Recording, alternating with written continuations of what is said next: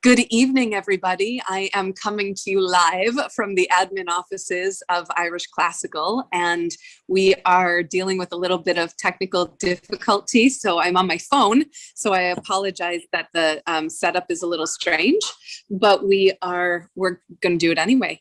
And so we are very, very happy this evening to have our second talk back for the Year of Magical Thinking.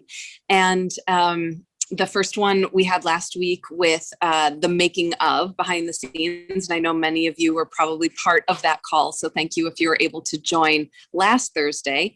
And this is our second one today. And today we are going to be focusing on creating the character. So I am very, very, very excited to have our panelists and to introduce you to our director, Kyle Loconte. Go ahead and raise your hand and wave. This is my beautiful mother. If you weren't already aware, Kyle Loconte is the director of our production. We have our actress, Victoria Perez Maggiolo. Go ahead and wave. Hi, Vicky. Thanks for joining us. We have our dramaturg, Katie Mallinson. Go ahead and wave, Katie. Hi, thank you for joining us. We also have our ASL interpreter, Kate Shaver. Hi, Kate. Thanks for joining us. And for those of you who were able to take part of the ASL viewing of the production, Kate was our interpreter for that. Maybe you've seen it on the trailer. And last but certainly not least, we are also joined by Denise Spate, and she is our interpreter for the evening. Hi, Denise. Thank you for joining us. So this is exciting for us at Irish Classical because we haven't done an ASL interpreted talkback. So we are excited to bring something new to the table and to, of course, broaden our accessibility and to talk a little bit about the ASL interpreted piece. But before we hop into that aspect of it, I'm going to throw out a question just to kick us off. And please be thinking of questions, and Cassie will feed them to me from the chat room. But my first question is a kind of a dual question for Kyle and Victoria. There are so many ways to approach creating a character, and this character is challenging for so many reasons, but not the least of which because so much of it is based on Joan Didion's life. Can you tell us a little bit about your initial conversations about not making this a complete portrayal of Joan Didion, but creating a storyteller or a narrator version of the bringing the memoir to life?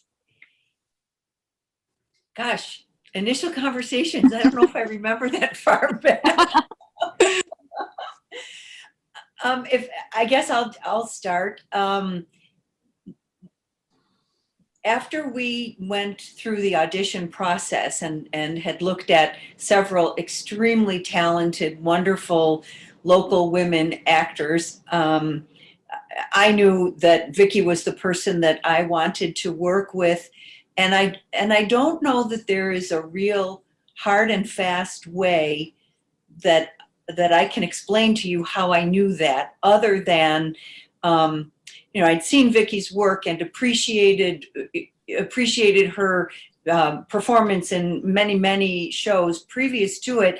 But it really was, for me, the way Vicky accessed the material, in the readings. I just felt like there was grounds there already very fertile and ready for us to sort of build this character together, because I felt really, really comfortable with her initial interpretations, with the way she entered the story, I guess, for lack of a better way to put it, the way she, right from the beginning, was made such sort of unique choices that I felt like, yeah, that's the character that I'm interested in digging deeper down and figuring her out. And so it really, for me, it started there. And then, I don't know, Vicky, what do you remember? Thank you for that, Kyle. I've from the moment I read it, right, from the moment I was asked to audition and I read the sides, I just felt this like quiet connection to it. So there was already a beginning level of understanding that, like Kyle said, you just can't explain it. It just is what it is. And then throughout the rehearsal process, I think for me was, I always, my approach is always the text, always, what are the clues? What are the clues that are letting me know who this person is? But for this one, it was very important to differentiate if the delivery of whatever text was it Vicky speaking? Was it Vicky reacting to what she was reading? Or was I truly removed and was I speaking as the character? And that was hard. I mean, I don't know if you remember, Kyle, many times I would be like, nope, that was me. That was me. Yeah, I do remember that. And it's because the text is so raw, you're talking about something that's so emotional. So I think that was like the beginning key for me, like who is speaking right now? Who is reacting? Whose feelings am I accessing? Yeah, so that was a fun first step. Mm-hmm. So in the very beginning stages of putting a character together, everybody's process is different, but here at Irish Classical and at many theaters across the country and world, one of the first steps is table work. And a little birdie told me that both director and actress here love table work and that was a big part of your process. Could you speak a little bit to maybe just firstly, just what table work is and why it was so important for this particular piece, which, beginning thoughts are the fact that it's nonlinear and that it is so, like the language is so difficult in terms of like the medical terms and the way her mind moves through the process of her grief. Why did table work what is table work and why did it especially help you for this particular production? If you want to start?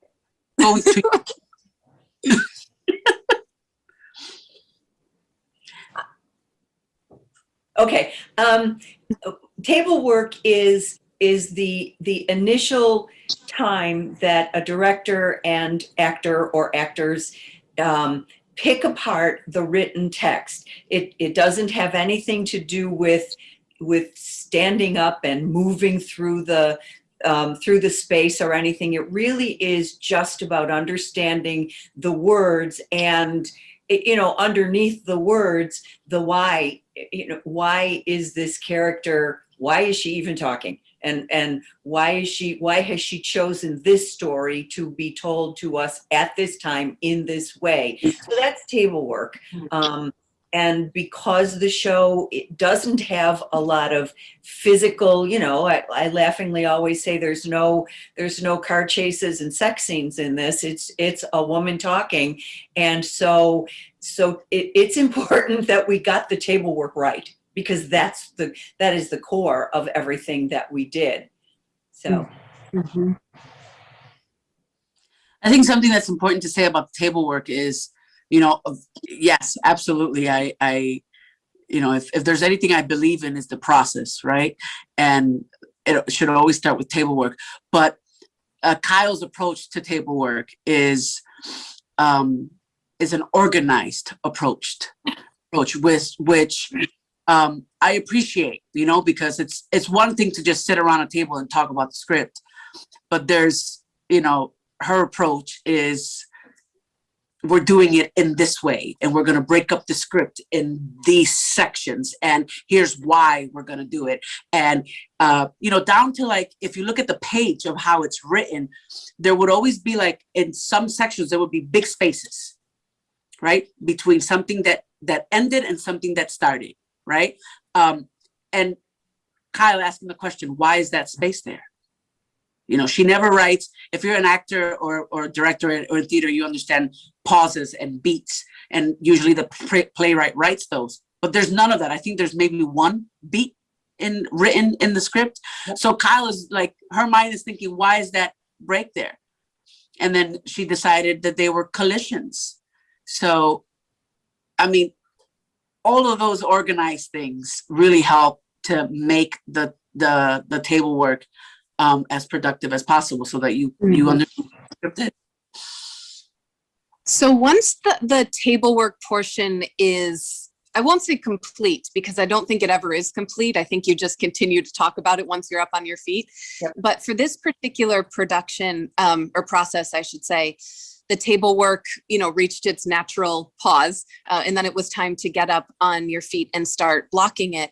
But this production, because it had to be transferred to film, the blocking portion, or for those who aren't familiar with the term, getting up and moving in the space and starting to embody the character physically, that looked very different with this process because we brought the cameras and Pan American Film Division in very early on. Mm-hmm. So could either of you talk a little bit about bringing it from the page and very dramaturgically charged conversations to actually embodying it? And maybe Vicki, this might be more of a question for you, but how did you find getting into the skin of this character and bringing it from seated around the table to the space, knowing that the camera was there as well?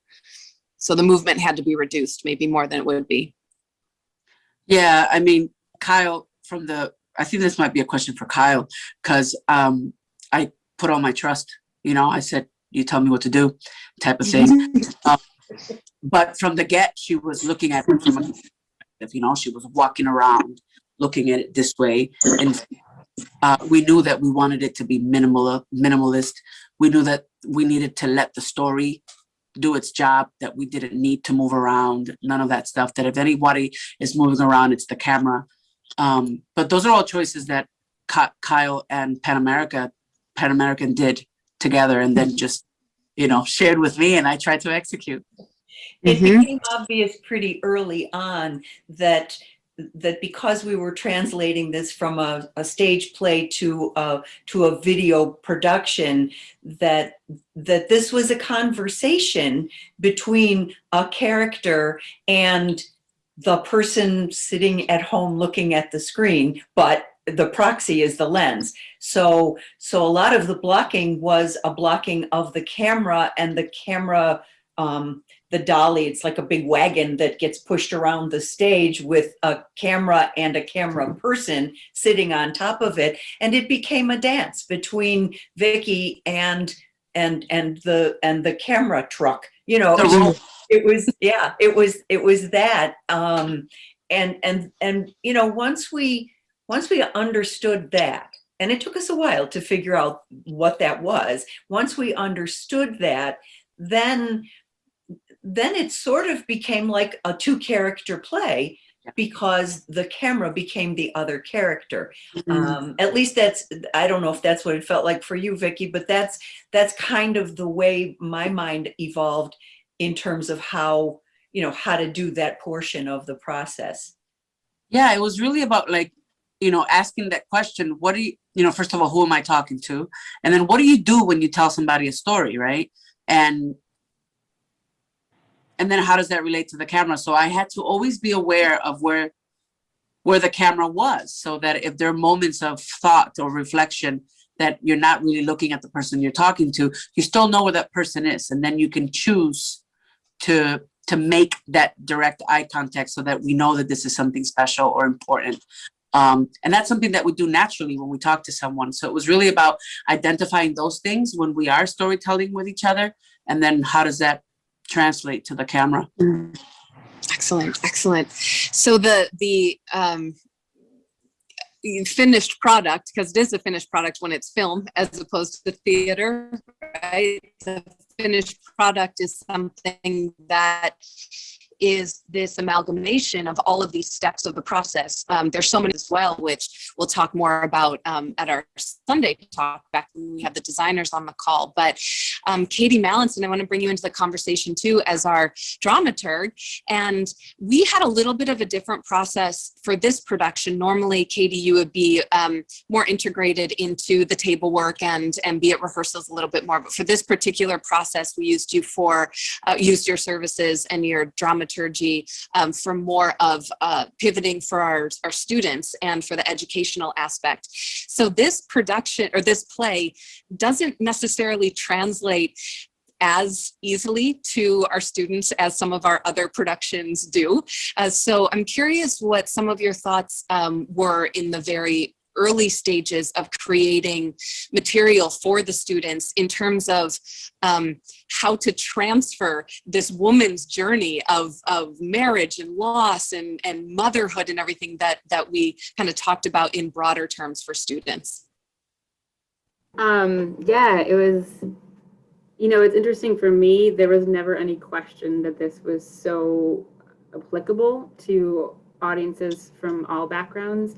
And, I think the very first conversation I had with you and Kyle, when you spoke about casting, I don't even think Victoria had been officially notified yet, but speaking about the universality of the story and the desire to make this, this narrator a universal person that people could connect with, I just felt that was a really nice entry point. And so the more I dug into it to create materials for the study guide, it was just, it felt so rich with opportunity to have conversations about things, particularly in light of the last year, right? The notion of grief and loss. And yes, Joan Didion in this play is speaking about her specific loss of her husband, but she's also speaking about that universal loss. And I think that's what's so beautiful about her writing, is that it's not an autobiography. It's not something very, so particular that you can't access it. And so for me, when I was working through the study guide, I was thinking about that notion that Kyle said about there are two people in this story, and you, the audience, are the other person.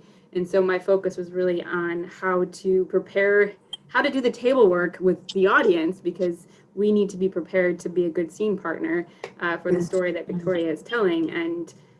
And that, I think, to me, the goal was to open people's minds to think about the themes and the context, and to just be ready to understand how it applies to our life. Absolutely. There is such a true universality. It is, we talked early on about it being a parable and it is a memoir, but it's also, Vicki used a great word earlier, a meditation, and just a guidebook of how to deal with loss and grief and how it can be universal in those measures, even though at the exact same time, it is so specific to Joan Didion's experience. So the fact that she was able to even toe that line between those two worlds and have the audience members kind of like slalom between those is such effective writing. And definitely through the dramaturgy and through the direction and performance, those two worlds are really brought to life. And so I want to hand it over to Kate Shaver, our ASL interpreter. And I've got a couple questions for you because, I mean, man, first of all, my first question is, have you interpreted a one-person show before? Like over an hour and a half of content. What was that like? Could you tell us a little bit about the process of, I believe you watched it once or a few times to kind of get it in your body, and then moving from there. Just lead us through the process of interpreting it. So for me, anyway, I don't know how other interpreters do it. We have what is table work. We read the script and then we say, okay, this doesn't translate, but what does it mean? So what is she trying to say here? And every line is that. What's going to make it more clear? With Vicki's performance, I watched it probably 5 or 6 times. And although her facial expression, there wasn't a lot of facial expression, but the emotion in her voice had to be shown on my face. Mm-hmm. And where she was saying, I'm here, you're safe. Those things had to be on my face so people could hear her voice that way. Right. So for me, when I was analyzing the text, and I'm not a trained theater person, but I felt like Joan Didion had a lot to say in regards, as an interpreter, I could have said she knew all the medications, right? But what I felt like was important, that she needed to say all these different names to show that she knew them. So that was kind of, studying how to spell all these things and do it quickly and, and spell them right. That I thought was important. So being able to watch Vicky was really cool because I've never been able to do that. I've done tons of theater and I do my own thing with the script and I show up and, I don't know if what they're gonna sound like, how much emotion. So I have to be ready to adapt to that on the fly. Fascinating. So it was helpful to have a little bit of, I don't know, be able to do a little table work on your own and do some studying up on the performance before it was filmed. Yeah, And I watched her, I think, more than, I read the script obviously, but I watched how she moved and what she was saying and what kind of grief I heard from her, because that grief really had to come through. And it had to come through my hands and my face. So it's a little different. it's so interesting, right, Vicky, hearing it, because and Kyle, Mom, because the production, how we perform as stage performers is so incredibly different than how we have to perform on camera, because the camera's so close that to be overly expressive is too much sometimes for the camera. And so much of it just has to come through the voice. But Kate, I understand what you're saying is that you have to interpret the way the voice sounds and bring that through your own body. So it's like mediated by all of these different levels. And it's just fascinating to watch both of your performances side by side too, and to kind of go back and forth and watch the two. It's really incredible to see. So I encourage patrons, if you haven't even checked out maybe the trailer, just to see what it looks like side by side. It is really fascinating to see. And it's new for us too. We as performers, Cassie and myself, are just kind of also watching it, just having our minds blown, because we have never seen or been in the production side of this sort of thing being made. So it's really incredible to see. So I encourage patrons to go back and check it, or maybe just watch it again as the ASL interpreted version if you haven't already. And just a reminder too, please, if you have any questions, throw them into the chat box. We are doing a little different setup today. We're doing a webinar version instead of having everybody square, so that the ASL interpretation can be seen better. But we can't see if you have your hands raised or anything, so go ahead and throw your questions into the chat box. But in the meantime, I will throw it back to Victoria. Now that we are reaching, sadly, the end of this journey, which has been going on for months and months now, how is it sort of being on the other side of it? You've seen yourself on camera. I know you've done 2 other one-person shows. Were they filmed, or is this they were filmed? No, they weren't filmed. Okay.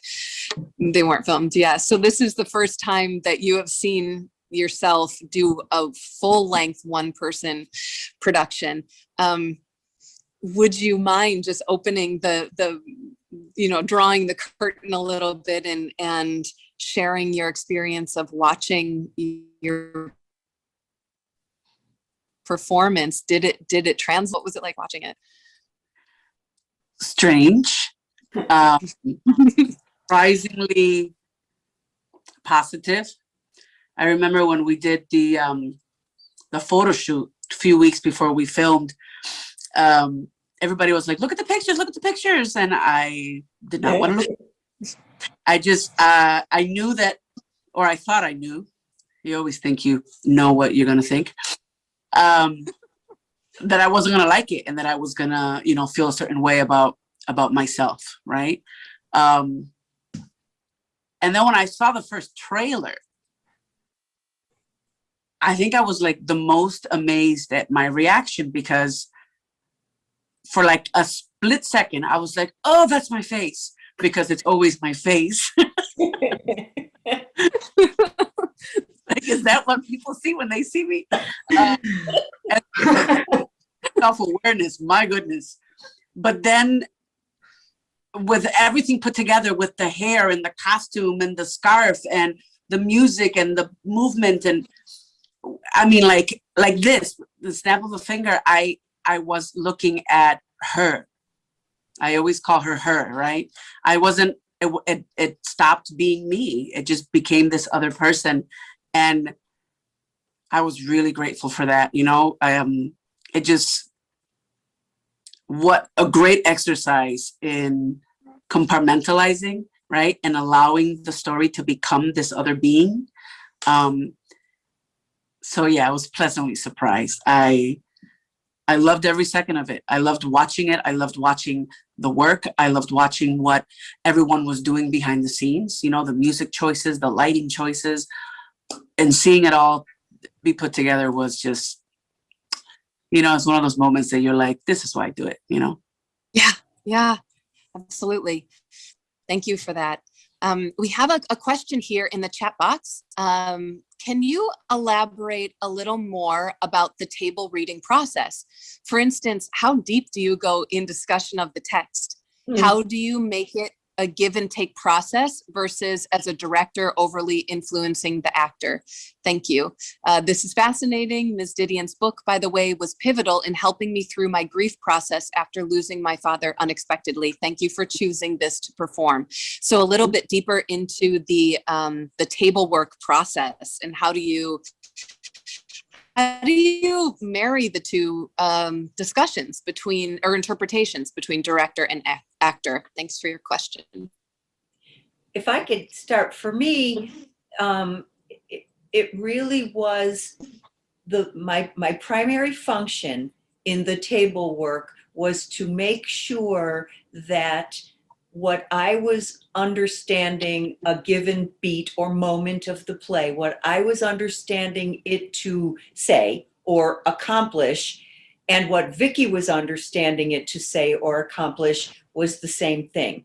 Now, if it wasn't, and we would discuss back and forth, well, I thought it meant this, well, I thought it meant that, and then come to an agreeable, so I don't even want to say compromise, because I don't feel like it ever really came to that. We were remarkably on the same page, like frighteningly on the same page most of the time.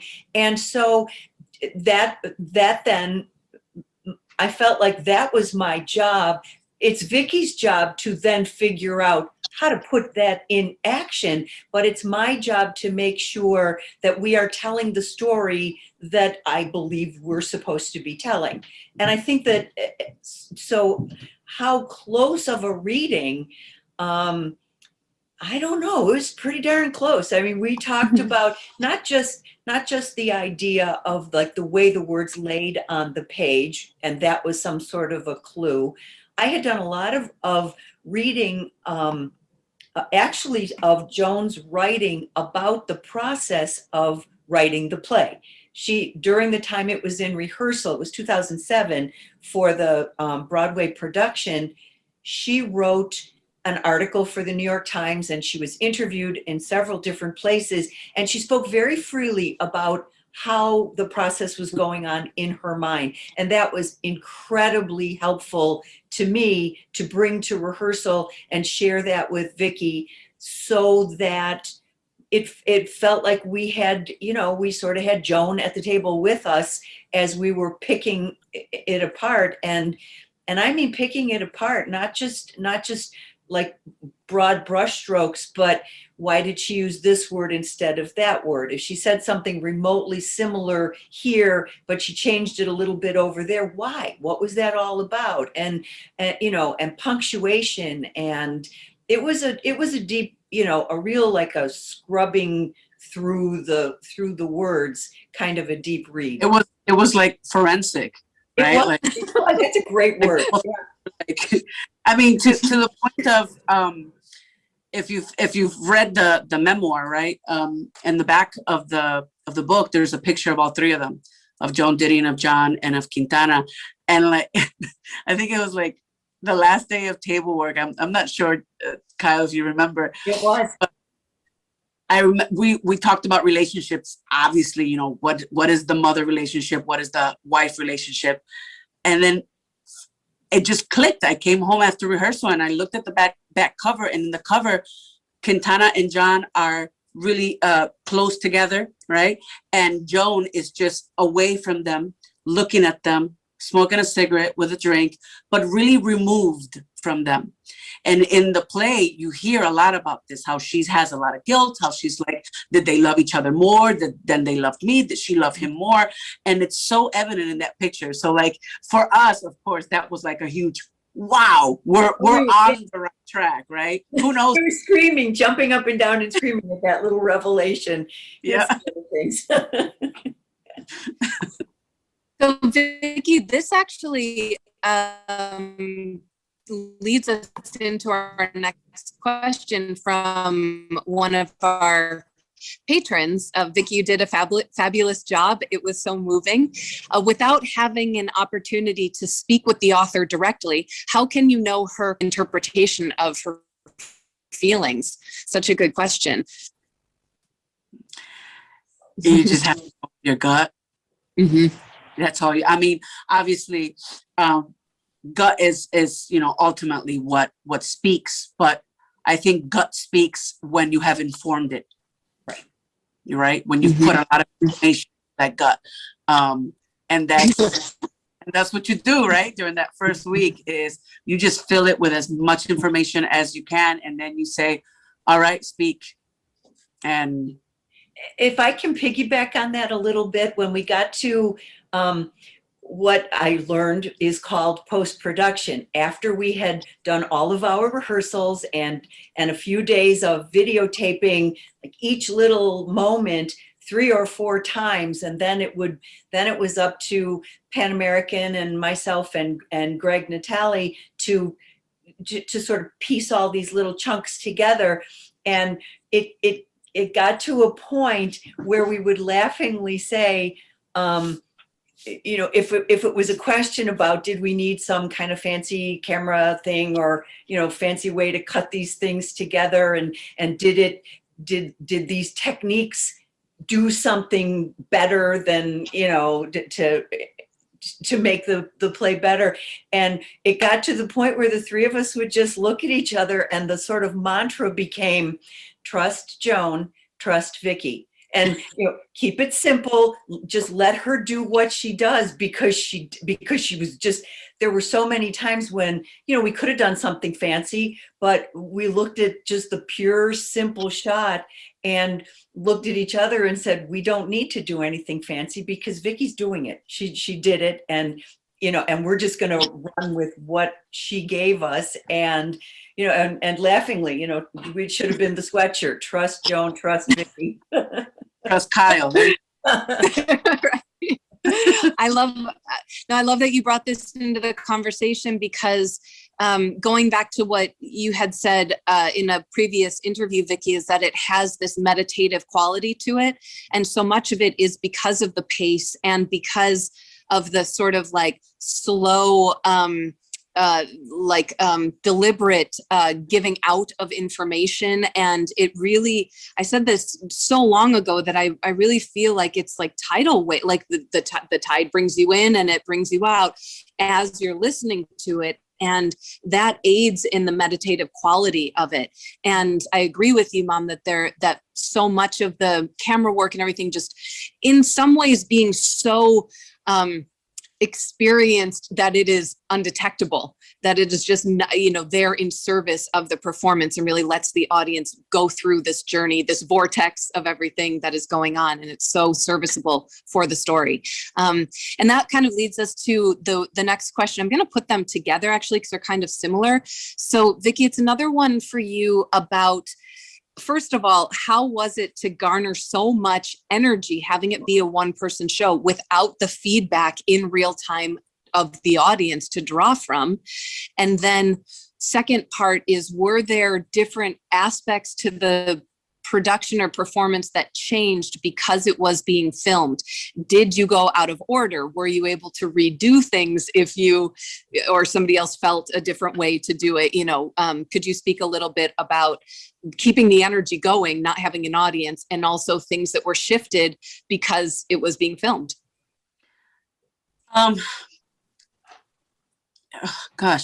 So we never did a full, I think we did one, right, Kyle, where we did all of it.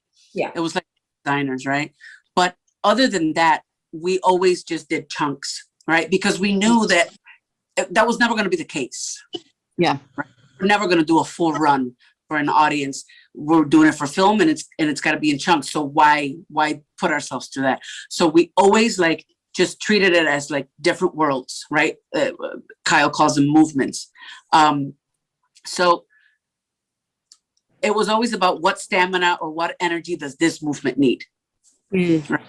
And I think that was a wonderful approach. I can't talk about it being a good or a bad approach because I don't know. That's the only approach I know. But it did seem to work. You know, coming as a theater performer, I was always worried, you know, about the shape of it, right? Because the audience does so much to influence that when it's live. But I think that choice of just doing it in chunks really helped to just see it as, what is it that this thing needs?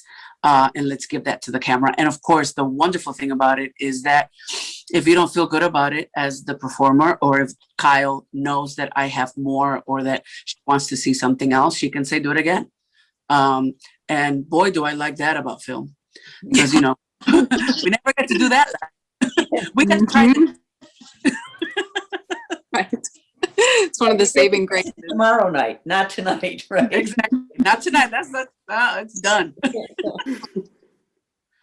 So in some ways, even though it was so difficult to transfer it to film, it it didn't immediately reveal itself how to do it. It was a lot of conversation about how best to approach it for the film medium. It served us in so many ways for this particular show, because you were able to do it in chunks and redo it if something didn't feel right. And that was kind of a blessing in disguise in some ways for this piece, I would imagine. Yep, go ahead. I was just gonna say, Kyle and I, we don't have film experience, right? Like I've done little commercials here and there, but like I'm theater. So we were both like, I think, Kyle, I don't want to speak for you, but I was like, you know what? I'm going to let the people that know lead. Yeah. Right. Yeah. And just completely trusting that. And knowing that I don't know, like it's actually refreshing to hear a question being asked of the director and the director says, I don't know. It's so refreshing to hear that, you know what I mean? Because you open it up to the conversation, you know, and you figure it out. You figure out what this thing needs right there in the moment, you know? And we were blessed with not only with Pan American and Travis Carlson, who in another life should be a teacher, because he was such a wonderful teacher. For at least I felt like, you know, he was so giving of everything he knows. But also Greg Natali, who has so much experience with film and you know, that whole side of his experience that he was able to bring to bear and to share with us. And I always felt very safe. I felt like Vicki and I, even though we didn't have the film background, I felt like we were in really, really good hands, and they weren't going to let us make stupid mistakes. They were going to step in and they were going to say, you know what, this isn't going to work, or this has got to be fixed or changed. And I, for one, was incredibly grateful for that, you know, because we didn't, you know, we knew what we thought we knew, but Right. There was a whole lot of stuff that we didn't know, and they were there, you know, Mhm. every step of the way to guide us. And Mhm. and it made me anyway feel like the environment was safe for us to experiment and create and do our best work, because they were our safety net the whole way. Mhm. Absolutely. Agreed. Yeah, and I really appreciate having the time tonight to gather and to share different versions of the process for everybody, and for the different aspects of ASL, the dramaturgy, and the table work, and putting it on film for us all to hear from each other. So at about 10 after 8, we're going to wrap it up this evening. So thank you so much for joining us. And if you haven't checked the show out already, it streams until Sunday at midnight. So thank you to Vicki and Kyle and Katie and Kate and Denise for joining us this evening. Very much appreciated. And check us out on Sunday for our talk back as well at 2 p.m. with our designers. So thanks, Cassie, as well. And thanks to everybody for supporting the show. Many thanks, and please spread the word. Thanks, everybody. Have a good evening. Take care. Bye. Thanks, everyone. Thank you.